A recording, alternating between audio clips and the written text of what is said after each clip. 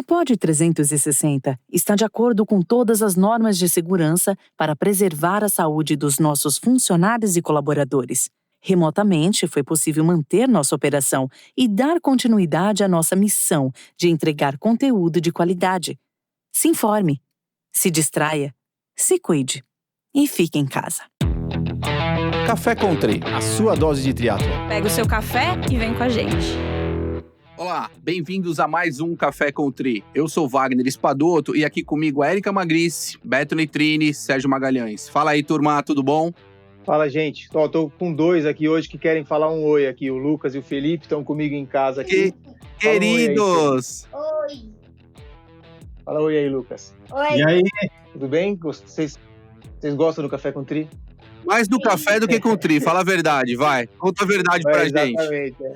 E hoje, pessoal, nós vamos abordar um tema complexo e também muito negligenciado pelos atletas, que acreditam que somente o treino e a alimentação têm importância em suas rotinas. Um dos 3 pilares fundamentais dessa brincadeira é a recuperação, e o sono tem um dos principais papéis nisso tudo. Nosso convidado de hoje é otorrinolaringologista pela Associação Brasileira de Otorrino, doutor pela USP e médico assistente da disciplina de otorrino do Hospital das Clínicas. Bem-vindo, doutor Roberto Beck. Tudo bem aí? Oi, pessoal. Como é que vai? É um prazer estar aqui com vocês, falar desse assunto realmente complexo, negligenciado e muito importante para a maioria dos atletas, principalmente falando em termos de recuperação e em termos de saúde mental também. Então é um prazer, Vagnão, um prazer, Betão, Sérgio. Vamos lá. Vamos embora. E minha primeira pergunta já é um pinga-fogo aqui. Para que serve o sono? Eu estou extremamente curioso. Me conta isso. Bom, então, falando em termos de fisiologia, a gente sabe que durante o sono, então são mais ou menos, são 4 ciclos que a gente tem ao longo do sono, sendo o sono REM, né, que é o sono que tem as ondas rápidas, e o sono de ondas lentas. E ao longo desse ciclo do sono fisiológico, a gente faz 5 ciclos ao longo de uma noite. E ao longo desses ciclos, a gente produz uma série de hormônios, a gente produz uma série de citocinas, uma série de proteínas, e todos esses hormônios e essas citocinas, eles vão ajudar também para que a gente tenha um recovery mais poderoso e para que a gente tenha um recovery não só muscular, mas também mental, né? Falando em termos de respostas, falando em termos de concentração, falando em termos de diminuição de cansaço no dia seguinte para poder ter um treino adequado, tá? Então, tudo isso é o que uma noite de sono bem dormida proporciona pra gente. Uma coisa que sempre surge, fala, mas eu durmo bem. Mas o que é dormir bem? Esse que é o grande problema, né? Então, assim, você deitar na cama e ficar 8 horas na cama não significa que você está dormindo bem, que você está produzindo todos os hormônios que você precisa, que você está descansando o tanto que você precisa. Por isso que é muito importante a gente conhecer a fisiologia do sono e entender o que é dormir bem. A minha segunda pergunta, então, eu vou até antecipar aqui. Qual é a relação do otorrino com o sono? Eu queria entender o porquê o otorrino está relacionado com o sono. Isso, então, existem algumas especialidades que estão relacionadas à medicina do sono. A otorrino é uma delas, a neurologia e a pneumologia. Então, essas são as 3 outras especialidades principais que estão relacionadas ao sono. O otorrino acabou entrando nessa dança, acabou entrando nessa brincadeira, principalmente pelo aspecto respiratório do sono, tá? Então a gente sabe, existe a síndrome da apneia obstrutiva do sono e os distúrbios respiratórios do sono. Então o otorrino acabou entrando no estudo do sono relacionado principalmente à parte respiratória, que também é a parte do pneumo, né? E junto com isso, junto com o neuro que cuida dos aspectos do gatilho mental e do gatilho neurológico do sono. Bacana, bacana. E é observado, Beck, é uma dúvida que eu tenho também, assim, entre homens e mulheres, existe alguma diferenciação em termos de sono? Por exemplo, mulheres precisam só de 8 horas, homens precisam de 12. Como que funciona essa fisiologia aí entre homens e mulheres? Nós sabemos que é diferente, né? Como que funciona isso? A fisiologia ela é diferente, principalmente pela regulação determinada pela testosterona, né? Então, um dos hormônios que é produzido durante o sono é a testosterona. Então, essa regulação de níveis mais altos ou mais baixos de testosterona vai mudar um pouco a fisiologia em relação ao sono do homem e da mulher, tá? Tá? Agora, o quanto mais de sono que um homem precisa, o quanto que a mais que a mulher precisa, isso é bastante controverso. E assim, a diferença estatística e a diferença na prática ela é muito pequena entre o homem e a mulher, tá? Mas basicamente é regulada pela testosterona, que é um hormônio muito importante produzido no sono. Eu vou entrar aqui porque o Wagner, ele decidiu fazer uma pergunta antes de eu fazer a minha pergunta. Roubei. Roubou minha vez aqui. Você falou sobre a qualidade do sono. Então, eu queria que você explicasse um pouco mais sobre essa relação entre qualidade versus quantidade. O que é qualidade do sono? Como é que a gente mede? A gente mede isso? É por sensação ao acordar? É sensação ao longo do dia? O que isso impacta em absorção do treino, por exemplo, ou nas suas funções diárias aí? Isso. Então, quando a gente fala em termos de qualidade, tá? A gente está falando primeiro de uma percepção, tá? Então, é a percepção que a pessoa tem em relação ao seu sono, se esse sono foi adequado ou não foi, né? Então, hoje eu acordei me sentindo descansado ou me sentindo cansado, né? Então, quando você tem uma alteração muito importante do sono, então aqueles apneicos mais graves, aquelas pessoas que roncam muito, que têm muita dificuldade para pegar no sono, insônia, essa é uma sensação que é muito perceptível, né? Então, assim, o quanto que foi ruim a minha noite, o quanto que eu piquei meu sono, o quanto que eu tive de despertares ao longo da noite, isso é uma sensação perceptível, tá? Agora, existem as medidas objetivas disso, né? Então, existe a polissonografia, que se faz em Instituto do Sono, existe a polissonografia domiciliar, que você consegue medir todos esses estágios do sono. Existe a actigrafia, tá? Então, existe um equipamento que é um actígrafo. O actígrafo é como se fosse um oxímetro desses que a gente usa em hospital para medir saturação de oxigênio. E aí você dorme a noite inteira com ele. E ao longo da noite ele vai medindo pela sua saturação e pela frequência cardíaca o nível do sono e o estágio do sono que você está. É um equipamento, um dispositivo super simples, né? E que a gente pode fazer o exame e analisar essa resposta depois. Essa vem sendo uma ferramenta bastante usada por atletas, principalmente atletas profissionais, né? Os treinadores, os atletas profissionais têm usado bastante a actigrafia por ser bastante portátil e prático, né? E também questionários. Então, existem alguns questionários que a gente pode aplicar aos atletas. Isso serve bastante para atletas amadores. A gente aplicar esses questionários aos atletas para que, através dessas perguntas, a gente consiga determinar se a noite tem sido boa, se a noite tem sido ruim e como que ele está descansando, tá? E aí a gente vai ter problemas de curto prazo e problemas de longo prazo. Os problemas de curto prazo, eles estão relacionados principalmente às respostas mais ativas que a gente tem ao longo do dia, né? Então, assim, quando a gente tem uma noite mal dormida, a gente tem uma alteração do tempo de resposta, a gente tem uma alteração da concentração, a gente tem alteração de memória, tá? Então, ao longo do dia, isso vai se tornando perceptível, tá? E de longo prazo, aí, até alterações metabólicas, aumento de resistência periférica à insulina, ganho de peso, até um caminho aí para obesidade, alterações do apetite, então, com mais apetite relacionado a uma questão mais hormonal, tá? Então, as alterações, elas podem ser subjetivas ou objetivas. Ô, Beck, deixa eu fazer uma pergunta aqui, fazer uma parte. Eu queria fazer duas colocações.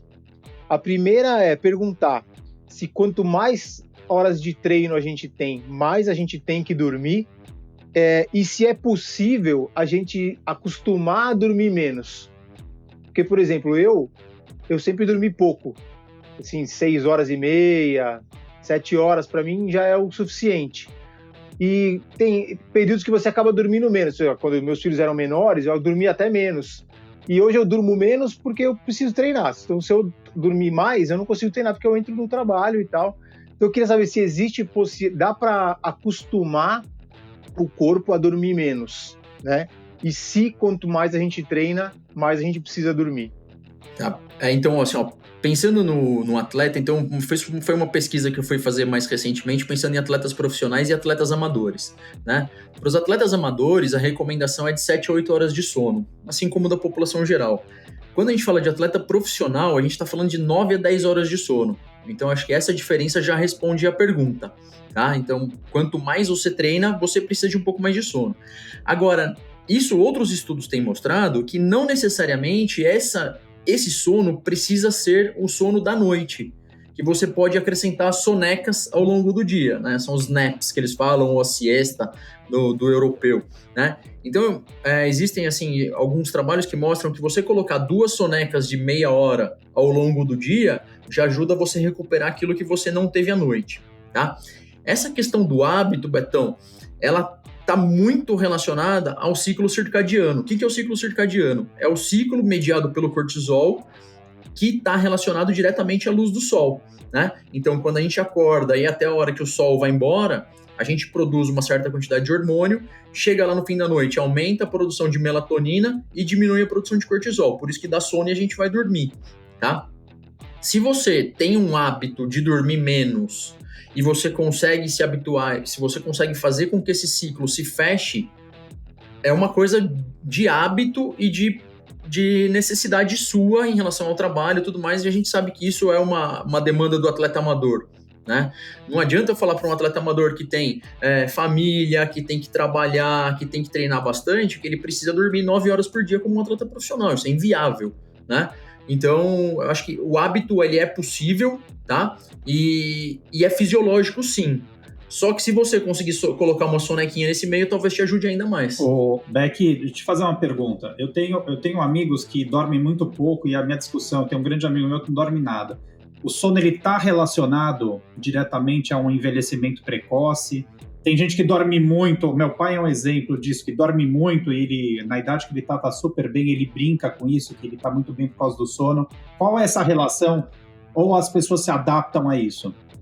Tá, então, ó, a alteração do sono, ela está relacionada a 2 coisas principais: radicais livres e citocinas pró-inflamatórias. Tá? Então, tanto os radicais livres quanto as citocinas pró-inflamatórias, elas estão diretamente relacionadas ao envelhecimento. O envelhecimento, a gente não está falando de envelhecimento de idade, a gente está falando de envelhecimento celular, né? Então, se você dorme menos, obviamente que você vai, talvez, ao longo da vida, isso vai te cobrar um preço muito maior do que você ter noites de sono bem dormidas, em termos de memória também, em termos de descanso, em termos, assim, eu diria que principalmente memória e concentração, tá?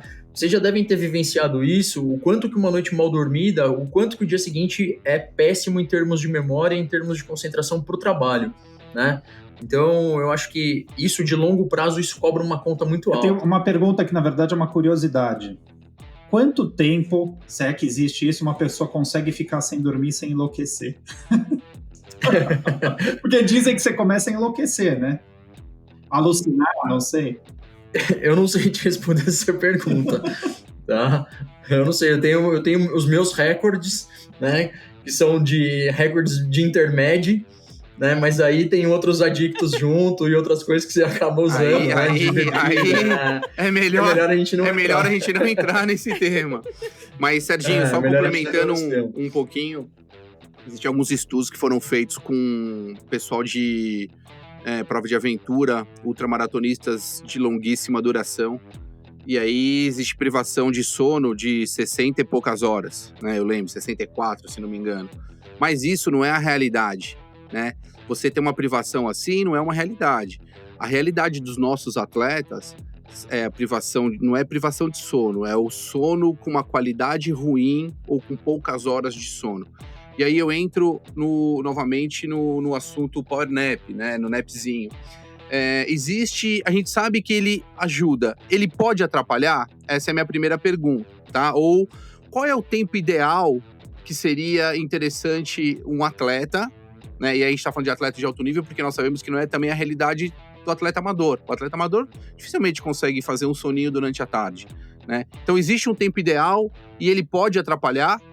Isso, ele pode atrapalhar sim, se for muito curto ou se for muito longo, tá? Então, assim, a maioria dos estudos mostra que um power nap entre 20 e 30 minutos seria o tempo ideal ao longo do dia para que você coloque essa sonequinha uma de manhã e uma à tarde para ajudar no que você não dormiu à noite, tá? Mas mais do que isso, aí você já entra num outro nível de sono que vai te proporcionar mais até cansaço, né, mais sonolência para depois que você acordar, do que você obteve de descanso nesses 30 minutos. Existe algum horário, Beck, assim, para melhor realização do Power Nap, por exemplo? Então, eles falam fim da manhã e meio da tarde pelos estudos, né? A maioria dos estudos que eu li, mas tudo isso é meio inconclusivo. Tudo isso, alguns estudos falam que é melhor dormir no meio da manhã, fim da tarde, é melhor dormir depois do almoço. Não tem, assim, nada muito bem definido em relação ao melhor horário e se isso realmente ajuda, né? Eles até colocam que tudo isso precisa de mais estudos, tudo isso precisa de mais observações, tá? Mas 20, 30 minutos 2 vezes por dia é o que tem de consenso atualmente. Eu, às vezes, quando eu tô, por exemplo, em São Roque, no fim de semana, que eu vou pedalo de manhã e às vezes vou nadar à tarde, se eu dormir depois do almoço, eu preciso acordar pelo menos 1h30 antes de nadar, porque senão eu não consigo nadar. E aí, pô, você tem que dormir 1 hora, pelo menos depois do almoço. Você vai nadar à noite, lá não dá pra nadar à noite que é frio. Então, pra mim é difícil, eu não consigo muito ajustar, mesmo no final de semana, se eu conseguisse dar uma dormida à tarde, que às vezes é difícil por causa dos dois aqui, da demanda dos dois pequenos aqui, não tão pequenos mais, mas eu tenho essa dificuldade. Quando você dorme à tarde, o tempo para você estar desperto de novo acaba atrapalhando, eu acho. Eu prefiro dormir tudo à noite. Eu tenho a impressão que é muito pessoal, assim, também, sabe? O Wagner é uma pessoa que consegue dar cochilo de tarde e ele acorda e tá tudo bem. Se eu dormir 20 minutos, eu acordo totalmente imprestável. Eu sou uma pessoa que eu não consigo fazer cochilo de tarde, nem de manhã, nem horário nenhum, que daí eu não presto, sabe? Eu não sei também se é pessoal ou não. Essa questão que você colocou, Beto, da quantidade eu acho que do final de semana, principalmente, tá relacionado ao tempo. Então, se você colocar um tempo de soneca muito grande, aí depois você vai precisar de um tempo maior ainda para despertar e começar a fazer sua atividade. Então, talvez encurtar esse tempo seja o ideal para que você consiga ter um bom descanso e poder tocar seu treino à tarde. Para não apagar, né? Exatamente. Tá? Porque eu, normalmente, quando eu não durmo, eu apago, né? Qualquer momento que eu tiver para dormir, se eu dormir, eu não durmo, eu apago. E eu também. E aí, o que a Erika falou, Velho, depois do almoço... Velho. A idade, né? A idade. Eu vou contar uma história. Uma vez eu estava indo para uma reunião na fábrica da Premier, eu tava morrendo de sono na estrada. E eu parei no Graal 125 ali do Alstom e falei, vou dar uma dormidinha de 20 minutos. Cara, eu dormi 2 horas e 40. Quando eu acordei, os caras estavam todos desesperados, porque eu saí 2 horas de São Paulo, era para chegar às 5, cheguei 8 horas da noite lá. Ainda bem que não foi assaltado. Só pra você ter uma ideia do que eu apago quando eu durmo. Isso, em relação ao que a Erika falou de tempo e de coisa de ser muito individual, é isso, assim, às vezes eu tenho um tempinho entre voltar do hospital, almoçar e ir pro consultório. Se eu dormir 30 minutos, legal. Dormiu 40, 50 minutos, acorda imprestável, né? Então isso é uma percepção bem pessoal, mas eu acho que tempos muito longos de soneca só atrapalham. Legal. Beck, uma dúvida que eu tenho é o seguinte, quais são os possíveis prejuízos que a falta de sono adequada pode trazer para o atleta amador? Porque o que a gente está falando é o seguinte, o atleta profissional ele ainda consegue, de certa forma, ministrar isso, ou seja, ele tem uma liberdade maior para fazer o power nap, para dormir. O amador, os compromissos sociais, vida, família, enfim, tudo, ele não consegue. O que isso, em termos de atletas de longa duração, por exemplo, de endurance, pode atrapalhar? Tá, então, primeira coisa, fadiga, tá? E a sensação do overreaching e do overtraining. Então, assim, quando a gente dorme mal, a gente tem uma sensação de que no dia seguinte, quando você vai treinar, você não tem a percepção de dor adequada e você não tem a percepção de cansaço adequado, porque o seu cérebro já entrou num processo de que ele já está cansado, e aí você vai fazer seu treino. E aí o grande risco de você acumular noites mal dormidas em relação principalmente ao atleta amador, é que você vai acumulando noites mal dormidas e vai encaixando o seu treino de maneira a atingir um overtraining ou um overreaching de cansaço muito mais rápido do que se você estivesse dormindo normal, tá? Uma outra coisa é que, principalmente falando em termos de via aérea, então agora a gente vai entrar no que eu gosto e o que eu estou estudando, que a gente tá vendo com mais frequência, tá? Essas citocinas pró-inflamatórias que eu falei, elas estão diretamente relacionadas à imunidade. Então, por que acontece muito? Qual que é o principal sinal de overtraining? É a gripe, é o resfriado, é a sinusite, né? Então, quando o atleta começa a treinar muito, ele perde essa percepção de que ele está treinando mais do que ele deve, ele perde essa percepção de cansaço, aí ele começa a ficar doente. Então, ele fica doente não só porque ele está treinando muito, ele fica doente porque ele não está conseguindo depurar essas citocinas inflamatórias, tá? E essas citocinas inflamatórias vão fazer com que a imunidade dele caia e, consequentemente, ele fique mais doente. E o primeiro lugar que bate é a via respiratória, a via aérea, tá? E então, acho que isso é uma coisa que a gente nota, e existem até vários estudos com atletas profissionais, principalmente atletas profissionais de inverno, de ficarem mais doentes pré-competição e logo após a competição. Não sei se você já viu, Wagner, um estudo com os caras do Maratona de Boston. A quantidade, a porcentagem de atletas que ficaram doentes uma semana depois da maratona. Tá? Isso é uma coisa que é incrível, que é muito legal de perceber, relacionado ao endurance, né? O longa duração. E aí tem uma série de fatores que envolvem também a recuperação, né? Agora, sim, esses atletas, muitas vezes, os amadores, eles saem, né, para fazer provas fora. E aí você tem aí duas condições, e eu queria que aí a gente conversasse um pouco sobre isso, e queria saber também a opinião do Beto e do Serginho referente a essas provas quando eles estão fora do país. A gente tem a questão do fuso, né, que é importante, ou seja, eu vou para um lugar em que eu tenho às vezes 5, 6, 7 horas de fuso, né, como eu regulo isso e qual seria o tempo necessário, eu acho que isso é bem importante. E eu tenho o estresse da prova, ou seja, eu estou associando aí um fuso horário e o estresse da competição que também pode me tirar o sono. Eu queria saber quais as implicações de tudo isso, né? Como eu faço para regular em termos de fuso e quais são as estratégias que eu poderia utilizar para minimizar esse prejuízo. Deixa eu complementar, já fazer a pergunta, né? Se aquela regra de 1 hora por dia vale. Vale mais ou menos, depende do estágio que você tiver, depende da quantidade de fuso, tá? Então isso vale sim, tá? Então, quando a gente muda de país e muda de fuso, a gente está colocando aí várias coisas. A gente está colocando o jet lag, né? Então a mudança do fuso. A gente está colocando o tempo de voo, que nem sempre é o mais confortável possível, né? Muitas vezes é desconfortável, principalmente para quem é muito grande, né? A gente está colocando também a cama, que muda completamente. A gente está colocando luz, tá? Então, o que influencia? Qualquer mudança de fuso horário influencia o seu ciclo circadiano. E para que você tenha uma adaptação do ciclo circadiano, lógico que para que ela seja ideal, a gente precisaria de uma semana de adaptação, né? Principalmente se você for para um fuso mais de 4, 5 horas. Tá? Então você precisa de uma semana de adaptação. Obviamente que é inviável para o atleta amador, para o cara que vai para os Estados Unidos para fazer alguma coisa, fazer um Ironman para fazer alguma coisa, o cara não vai conseguir uma semana antes chegar lá e ter essa adaptação. Isso seria o ideal, obviamente. Consegue, viu, Beck?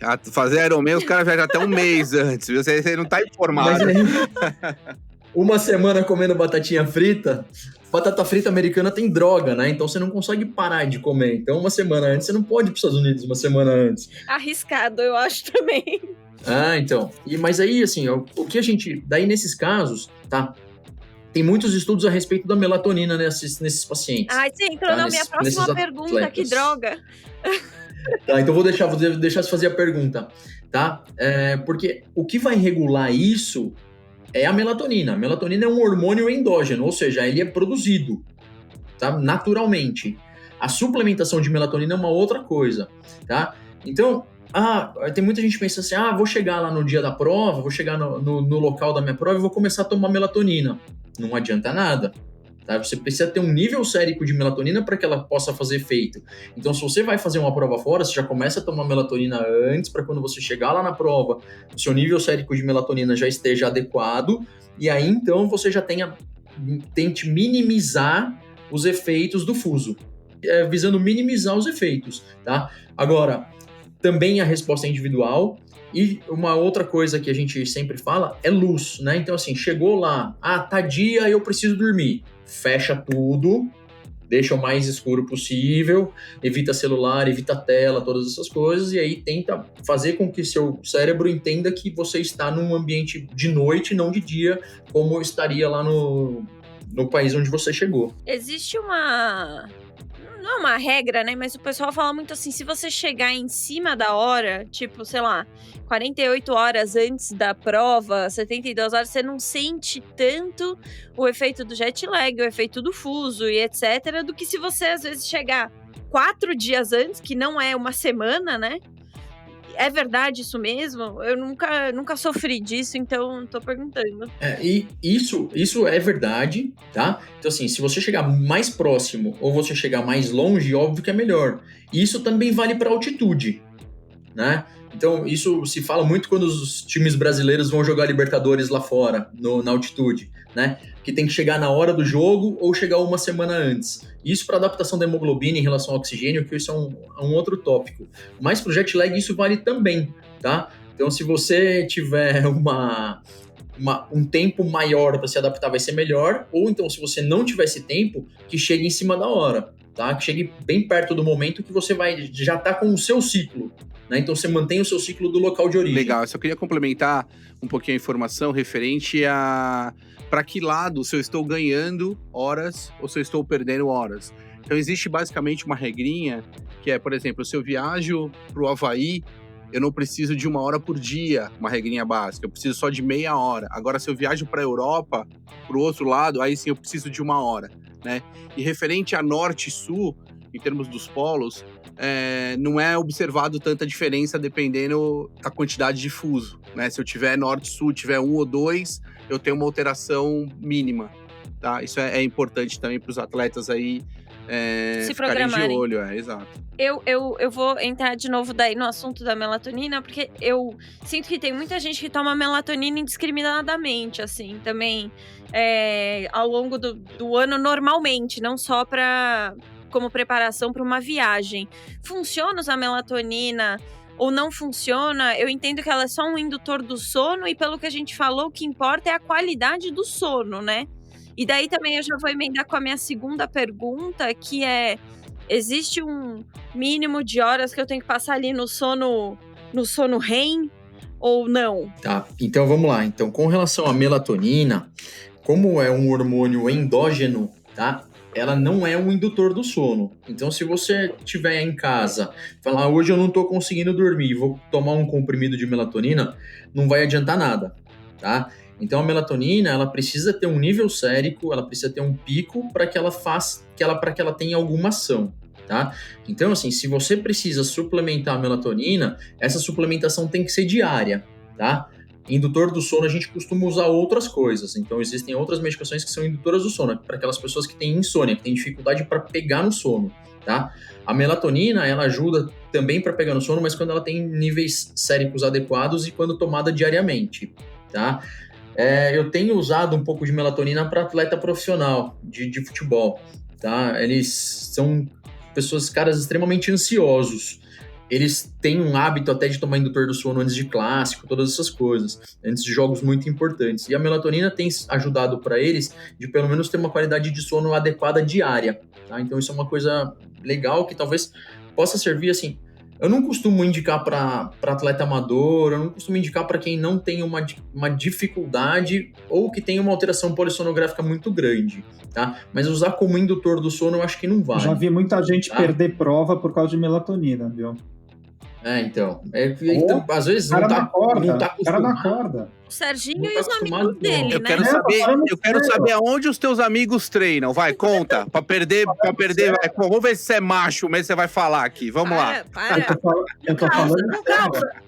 Eu acho que E o que mais que eles tomaram junto com a melatonina? o cara não acorda, porque eu não sei, mas você não entra num sono mais profundo, uma qualidade de sono, o cara desliga, não acorda depois. Eu já vi muita gente isso. Isso se chama amarelão. Se é que você me entende, entendeu?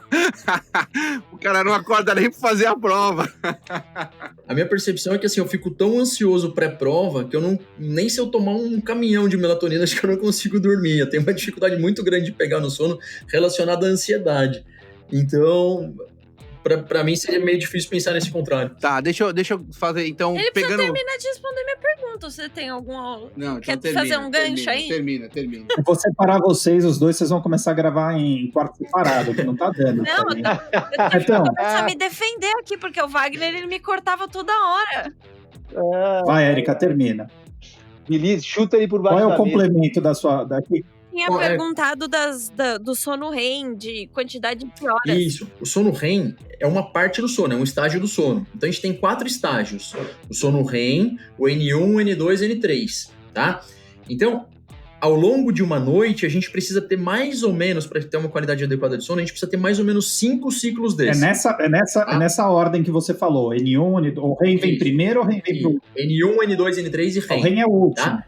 E você vai alternando e vai tendo esse ciclo relacionado ao sono, tá?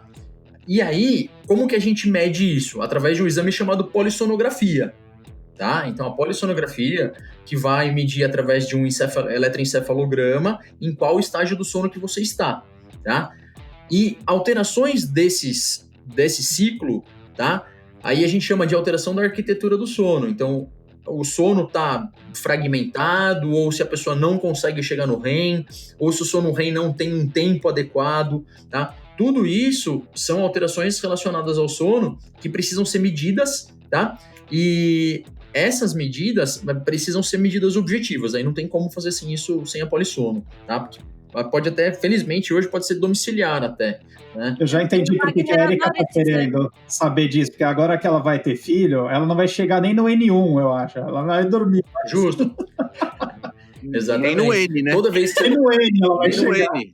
O REM vai ficar para 2060. 2025 eu entro no REM de novo. Toda vez que você fragmenta o sono, então toda vez que você está dormindo e você pica, né? Você tem um corte aí no sono, um despertar, você vai meio que começar do zero. E depende do tamanho do despertar, né? Então, quanto mais tempo você ficar acordado entre uma dormida e outra, mais difícil vai ser você de atingir esses níveis de novo. Aí no banheiro à noite, vai de olho fechado, assim, com a luz apagada, para não despertar. É mais ou menos isso. Tem uns truques aí. Mais ou menos isso. Eu imagino isso. As mulheres devem adorar, né, esse toque de Serginho. Vai no banheiro com a luz apagada e com o olho meio fechado, lindo. Você faz xixi aonde? Na pia? Tá aparecendo no banheiro da rodoviária. Tinha um livro do... Não sei se você lembra do livro do Nuno Cobra, acho que era Semente da Vitória que chamava. Foi famoso, todo mundo leu quando na época ele era treinador do Ayrton Senna e tal. E ele falava que durante a noite tinha uns homenzinhos que durante o dia esses homenzinhos espalhavam vários baldes pelo corpo, né? Eles iam levando o que você precisava, leva para cá, e à noite eles organizavam tudo de novo.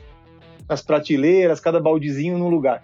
Cada vez que você picava o sono e levantava, os baldezinhos caíam tudo. Aí eles tinham que recomeçar tudo outra vez para dar tempo de organizar. Com o tempo eles até ficavam mais rápidos, mas se você começa a picar muito, eles não conseguem organizar. E aí você não consegue fazer nada durante o dia. Volta naquele negócio que ele falou lá no começo, né? Memória, rendimento, vai tudo por água abaixo, porque começa o dia tudo desorganizado. Exato. Eu achava que era explicar quem uma é ideia Cobra, bastante Betão, interessante. porque... Nuno Cobra, autor nascido em 1910. Fala, vai, Betão. Ele foi personal trainer do Ayrton Senna, né? Ele escreveu o livro, A Semente da Vitória, tal, onde ele falava isso sobre esse livro. E ele falava também sobre o elástico, né? Que você vai, essa coisa de dormir pouco e treinar muito, você vai esticando o elástico, esticando e voltando, esticando e voltando, esticando e voltando, uma hora que ele estica e não volta mais. Você tem que encontrar o caminho, o meio do caminho onde esse elástico possa ir e voltar. Esse elástico aconteceu com o Vagnão aí, ele esticou demais sem treinar. Formas lúdicas, né? Menos técnicas, formas mais lúdicas de entender por que a gente precisa dormir tantas horas, né? Para dar tempo do corpo se reorganizar. Verdade. E para o corpo organizar, essa qualidade do sono, esse tempo de sono é importante. Eu li algumas coisas sobre higiene do sono. Eu queria saber o que é realmente a higiene do sono e quais estratégias que eu tenho para melhorar essa qualidade e ou quantidade. Pera, vamos perguntar. Beto ou Sérgio, vocês sabem o que é higiene do sono? Vamos começar aqui com a nossa amostra. Não. Serginho não sabe nem o que é higiene, mas do sono. Eu faço ideia que seja higiene. É uma preparação para dormir, é isso? É tipo um banho antes de dormir, para dormir bem? Um banho. Você vai já apagando as luzes antes, deixando os aparelhos, você já vai dando uma limpada na área para deitar e dormir melhor? O que é? Eu não faço ideia. Vai lá, Beck. Isso, ó. Então, a higiene do sono são coisas que você faz no seu dia a dia, que você incorpora na sua rotina, para que você tenha uma melhor qualidade de sono, tá? Então, basicamente, o que é? Primeiro, dormir e acordar sempre no mesmo horário. Isso é uma coisa, é o primeiro passo para a higiene.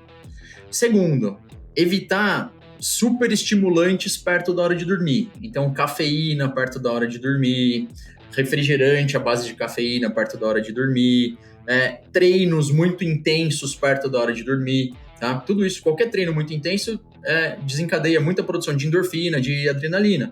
Então, isso é um estimulante que você vai prejudicar com certeza a sua qualidade do sono. E aí, as coisas ambientais, né?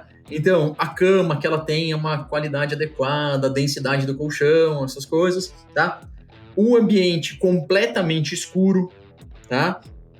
E o que tem de mais, que é o mais moderno e é o que mais chama atenção, é a questão da luz azul, né? O que é luz azul? Tudo que a gente tem de luz hoje em dia não tem mais luz incandescente, tudo luz eletrônica e todas as lâmpadas são brancas, tá? Brancas porque elas mimetizam mais a luz do sol. Quanto mais você tem contato com essas luzes, por isso que tem o ambiente escuro, quanto mais você tem contato com essa luz, mais isso interfere, mais isso confunde o seu ciclo circadiano, tá? Então, pelo menos 30 minutos antes de dormir, o ideal é que você fique já num ambiente mais escuro. E aí o que a gente tem de mais interessante, mais moderno e mais do momento é tela de celular, tá? Então você fica lá, antes de dormir, você vai lá e dá aquela atualizada no feed do Instagram, dá uma atualizada no Twitter para ver o que está acontecendo no mundo antes de você dormir. Isso é péssimo, tá? Porque além de ter a luz, ainda tem uma informação visual e uma coisa que de quantidade de informações e fotos e imagens, que tudo isso confunde seu ciclo. Então, tudo isso prejudica que você pegue no sono e que você tenha uma qualidade de sono melhor, tá? Então, é ideal que pelo menos 30 minutos antes você fique já num ambiente um pouco mais escurinho e que você já não mexa mais no celular. Isso é higiene. Vamos tá? todos adotar a técnica Érica, tomar um chazinho à noite, ler um livro e aí é papum. Exato. Isso é o ideal. Né? Então, assim, você já perto da hora de dormir, você já vai partindo por um estado de repouso e por um estado de mais tranquilidade mental, né? Para que você consiga já ter uma boa qualidade de pegar no sono com qualidade. Bacana, bem esclarecedor. Serginho, dúvidas? Na verdade, eu queria perguntar... Peraí, é o momento consulta. Vamos lá, vamos ver. Não é consulta não. Eu acho que entender um pouco.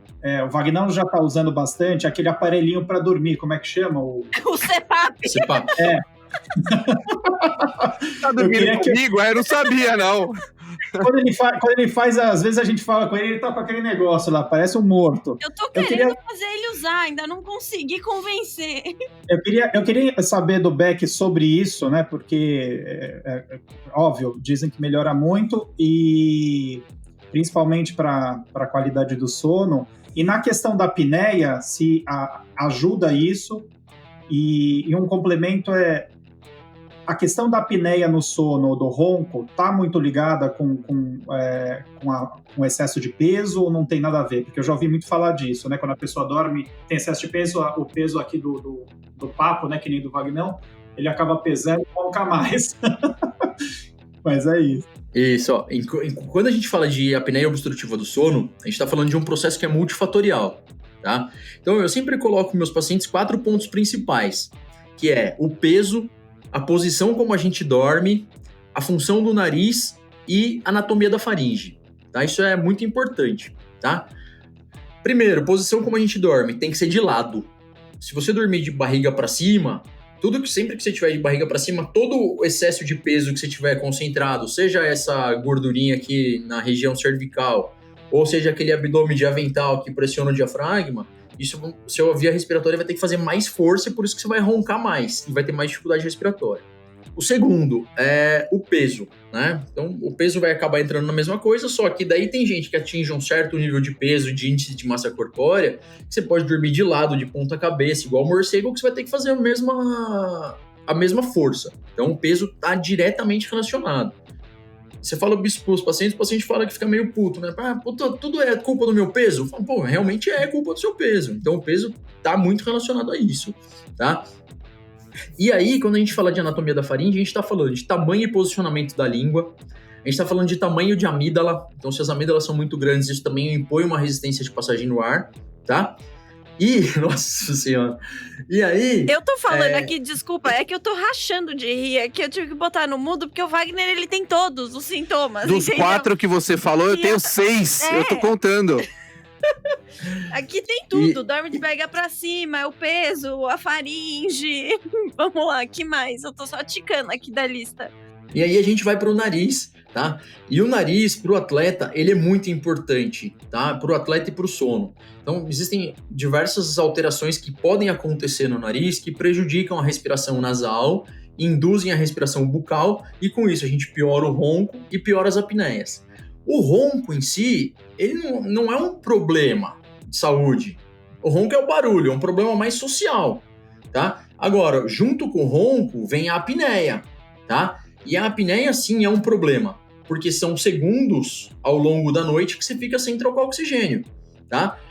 E aí, o que vai determinar se o CPAP é bom ou se o CPAP é ruim? São quantas apneias que você tem por hora, tá? Então, você vai fazer o exame chamado polissonografia, que a gente até já comentou, e aí, durante essa polissonografia, a gente vai medir quantas apneias se tem por hora. Se for um problema leve, você não precisa de CPAP. Se for um problema moderado, você pode ou não precisar de CPAP. E se for um problema severo, aí a indicação é de CPAP. Então, mais de 30 apneias por hora tem indicação de CPAP, tá? E o que a gente percebe? Que o paciente que depois que coloca o CPAP melhora demais, tá? Melhora muito. Só que se tiver alguma alteração nasal, eventualmente cirúrgica, o paciente tem mais dificuldade para colocar o CPAP, tá? Para adaptar-se ao CPAP. Então, por isso que é importante a avaliação do otorrino aí, principalmente, para ver a quantidade e tudo mais, e além de ver essa quantidade, se existem fatores obstrutivos que atrapalham a adaptação. Maravilha. Betão, alguma dúvida, alguma consideração final? Eu queria fazer só uma pergunta, que sim, todo mundo, que só relacionada mais à idade e sono. É verdade que com o aumento da idade a gente dorme menos? Porque assim, eu sempre vejo, eu lembro quando eu era pequeno, cara, acordava no sítio, meus avós já estavam acordados. Meu sogro acorda cedo pra caramba. Meu pai não dorme pouco. A gente sempre escuta falar isso, né? Que quanto mais idoso, quanto mais a idade vai aumentando, menos a gente dorme. É verdade isso ou não tem relação? É verdade, né, Beto? Você tá sentindo na pele, né? Tá com 120 já, e aí já tá eu sempre dormi pouco. Pergunta de velho, né? Velho é curioso também, não é isso? Não, mas também. Mas eu não é que eu acordo, é que eu ponho o despertador, mas eu tenho a impressão que eles acordam sem despertador cedo, né? Bom, eu tô velha mesmo, então, que eu acordo sem despertador cedo. Isso daí é um sintoma de velhice, é quando você começa a acordar sem o despertador mais cedo, né? Agora, o que acontece é uma alteração da regulação do cortisol com a idade, tá? Então, a gente tende a dormir um pouco menos, mas assim como você acorda mais cedo, o idoso dorme mais cedo também, tá? E um grande problema no idoso é o fracionamento do sono, então eles acordam muito ao longo da noite, tá? Principalmente porque, às vezes, até por outras comorbidades, tá? Então, assim, prostatismo, então hiperplasia prostática, isso daí, lógico que vai ser depois dos 60, 60 e tantos anos, que assim, precisa acordar para fazer xixi, né? Então, toda vez que você vai acordar para fazer xixi, você vai fracionar o sono. Então, assim, o idoso costuma ter uma alteração mais complicada mesmo do ponto de vista do sono, dorme um pouco menos mesmo, mais regulado pelo cortisol, tá? Mas também porque dorme mais cedo, tá? Então, a secreção da melatonina e do cortisol é cerca de 1 hora antes depois dos 60 anos de idade. Então, se você passa a ter sono 8 horas da noite depois que escurece, o seu vô vai ter sono perto das 7. Tá? Então, 1 hora antes, a secreção vai alternar a secreção de melatonina e cortisol. Então, 7 horas da noite aumenta a melatonina e diminui o cortisol dele. Por isso que ele vai pra cama mais cedo. Sensacional. Beck, nosso tempo tá chegando ao fim. Eu queria agradecer imensamente a sua participação, foi bem esclarecedora. É evidente que o assunto não termina aqui. A gente tem várias outras perguntas, mas vai ter que ficar para uma próxima vez. Eu queria terminar apenas uma frase aqui, que um estudo do ano de 2000, um levantamento epidemiológico da prática de atividade física na cidade de São Paulo, mostrou que as queixas de insônia e sonolência excessiva entre os entrevistados que realizavam atividade física regularmente eram de apenas 27,1 e 28,9, respectivamente. ou seja, insônia e sonolência. Enquanto os que não praticavam atividades físicas eram de 72,9 e 71,1, respectivamente. Ou seja, eu tenho aí até um dado interessante, que a prática de atividade física ela é indicada na melhora do sono, na qualidade do sono, né? Eu queria escutar aí suas considerações finais. Isso, então essa consideração final, na verdade era mais ou menos isso que eu estava até pensando em falar em termos de consideração final, Vagnão, que é o conceito de biohacking, né? Então o pessoal tem esse conceito de formas diferentes que você pode adaptar para atingir um conceito biológico interessante, tá? E aí, o que eu penso sobre biohacking, né? Que foi o que eu estudei, o que eu venho até me incrementando nessa quarentena. Sono, alimentação e atividade física. Tá? Então, se você tiver essas 3 coisas bem dosadas, a quantidade de atividade física que você faz, o quanto que você vai dormir e o quanto bem você está se alimentando, melhor você vai conseguir sair dessa e melhor você vai conseguir enfrentar essa quarentena. E até essa era a mensagem de quarentena que eu queria deixar. Vamos aproveitar o tempo para aprender coisas novas, vamos aproveitar para colocar o sono numa maneira, não colocar o sono em dia, dormindo o dia inteiro, mas fazendo com que o nosso sono tenha uma rotina, tá? E que a gente possa ter sair bem dessa quarentena, felizmente, rápido. Maravilha. Muito obrigado, então, a todos. Beck, muito obrigado. Sensacional. E, Érica, siga-nos nas redes sociais. Manda. Pessoal, sigam a gente nas redes sociais, @Café com Triatlon e Beck. Onde que o pessoal pode te encontrar? Onde que nossos ouvintes podem te encontrar, se eles quiserem? Tá, vocês podem me encontrar no Instagram, @RobertoMOBeck. Também eu atendo na Care Club, tá? Tenho um consultório lá. E tem meu consultório em Guarulhos também. E qualquer coisa pode me procurar pelo Instagram, lá no Café com Tri ou no meu Instagram pessoal. Queria agradecer demais pelo convite, tá? Acho que era um tema bacana, que a gente tinha muita coisa para falar ainda. Érica, Vagnão, Betão, Serjão, sempre um prazer falar com vocês. E espero em breve todos juntos na USP ou na ciclovia ou sei lá onde for, em alguma prova. Grande abraço. Obrigada, Beck. Pessoal, não deixem de mandar suas sugestões de tópicos pra gente lá no Instagram. E até a próxima. Valeu, Falou, pessoal. gente. Até mais. Obrigado. Valeu. Valeu. Café Country, a sua dose de triatlo. Pega o seu café e vem com a gente.